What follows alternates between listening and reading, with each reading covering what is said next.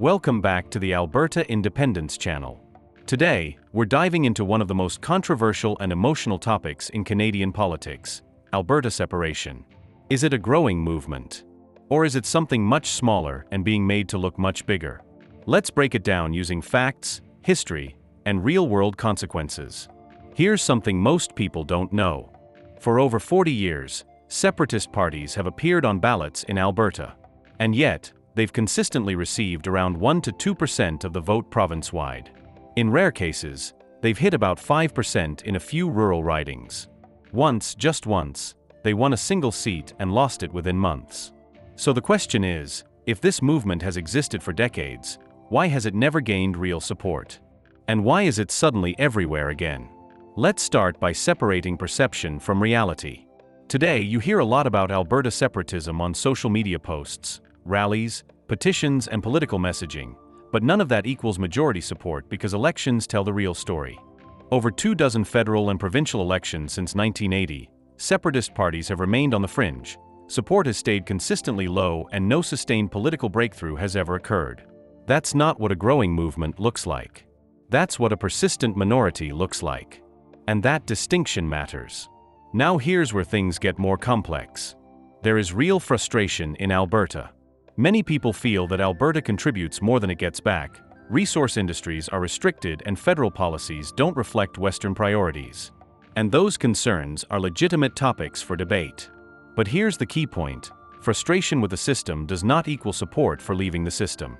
Many Albertans who express anger toward Ottawa still identify strongly as Canadian, still support national institutions, and still want solutions within Canada. They're not separatists. They're frustrated federalists. And confusing the two creates a false narrative of momentum. Now let's talk about consequences. Because this is where the conversation becomes very real. Even the discussion of separation can have economic impacts such as investors' hesitation, businesses delay decisions, and markets react to uncertainty. History has shown this before. When sovereignty movements gain traction, economies often experience capital flight, falling investment, and declining property values. And Alberta's economy depends heavily on energy investment, trade access, and long-term infrastructure projects, all of which require one thing above all else: stability. Now consider geography. Alberta is a landlocked province. If it became independent, it would face serious challenges such as no direct access to international ports, dependence on Canada and the United States for trade routes, and complex negotiations just to move goods. And that's just the beginning.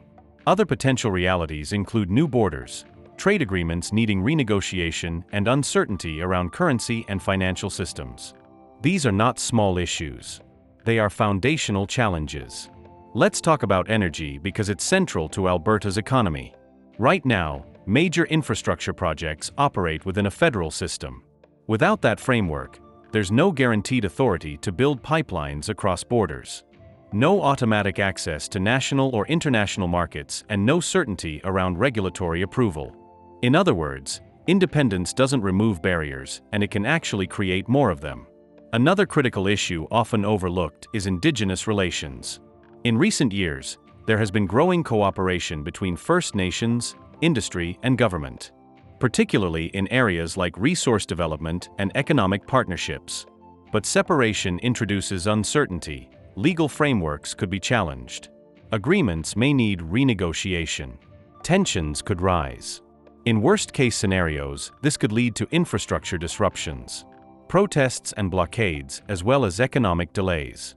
This is a complex and sensitive area, and one that cannot be ignored.